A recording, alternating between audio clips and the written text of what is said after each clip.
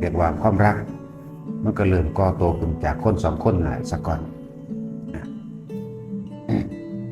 จึงเกิดกลายเป็นความรักในปู่ในย่าในตาในยายพี่ป้าน้าอาลูกหลานแล้วล่ะในความรักนั้นบ่มีผู้ใดต้องการที่พลาดพลาด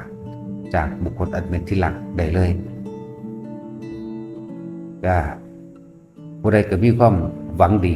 ปรารถนาให้คงที่คงทนมั่นคงบ่ให้เปลี่ยนแปลงเป็นอื่นใดเลยหัวใจของพระบรมโพธิสัตว์เจ้าทั้งหลายเห็นความรักอันนี้ที่แรกมีความรักปรารถนาในการครอบครองเอาไว้สนองตัณหาตนให้สมหวังดังใจทั้งสองคนนั่นแหละแต่เมื่อมาเห็นเหตุเมื่อไม่เห็นความจริงไม่เห็นธรรมชาติที่มันเป็นไปคือว่าถึงเราจะรักเขาเพียงใดก็ตามเราไม่อาจสามารถปกป้องความแก่ความเจ็บ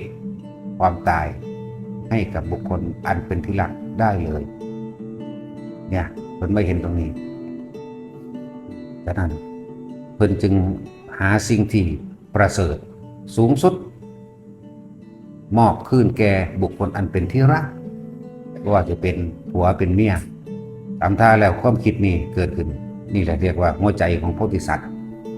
ความคิดนี้ความรักนี้ความเห็นนี้เกิดขึ้นกับพระบรมโพธิสัตว์ที่ว่า เพิ่นเห็นสิ่งเหล่านี้ได้แล้วเพิ่นจึงพยายามที่จะจากไป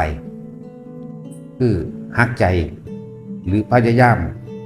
ฮักใจที่จะจากไปเพื่อหาสิ่งที่ประเสริฐสูงสุดกลับคืนมามอบคืนให้แก่บุคคลอันเป็นที่รักคือความเป็นอมตะคือความไม่กลับมาเกิดอีกไม่กลับมาแก่ไม่กลับมาเจ็บป่วยและไม่กลับมาตายอีก